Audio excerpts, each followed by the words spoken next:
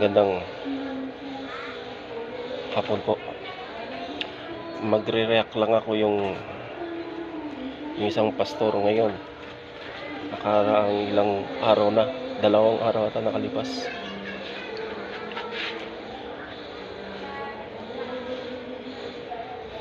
Sabi niya, yung mga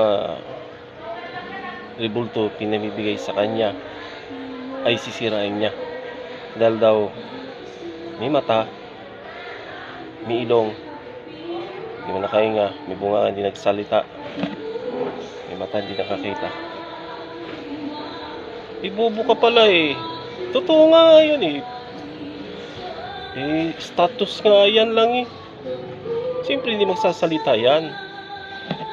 Oo. Tapos sabi mo, rebulto. Hindi po rebulto yan. Magbasa ka lang sa Biblia.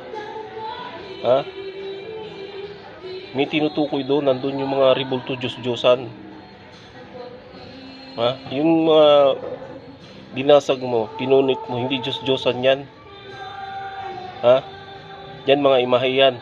May pangalan yan, may tatay-nanay yan.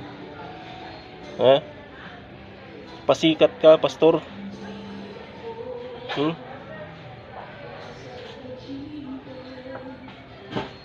Ngayon, pag nagkita tayo, sigurado may anak ka. Meron ka asawa o nanay. Yung nanay mo na lang.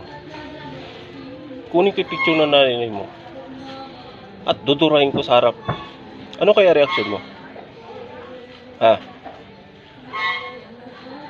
Ano kaya reaction mo? Dudurahin ko picture ng nanay mo at pupunitin ko sa harap mo. Wala kang respeto. Nagbabasa lang kayo sa Biblia, tapos ikaw pang kayong babasa lang kayo ng Biblia, nakibasa lang kayo. Sino ba nagkumpara ng Biblia? Katolik. Nangya ka, pastor ka.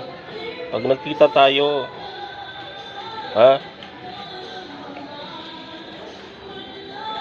ewan ko lang. Meron ako dito. Imahe.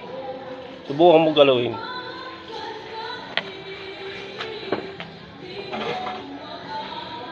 Papaluin kita sa puwit. Pastor, wala kang galang. Pero gusto mo gumalang sa iyo mga Katoliko, gumalang ka. Pwede naman sunugin mo yan, tapon mo. Huwag mo na yung video. No. Bobo ka pala, babasa-basa ka Biblia tapos bintang mo sa amin. Ikaw ang bobo. Hindi Diyos-Diyosan yan.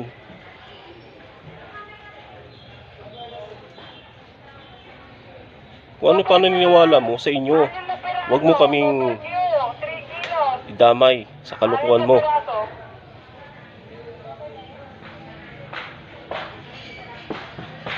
Makikita tayo, pastor.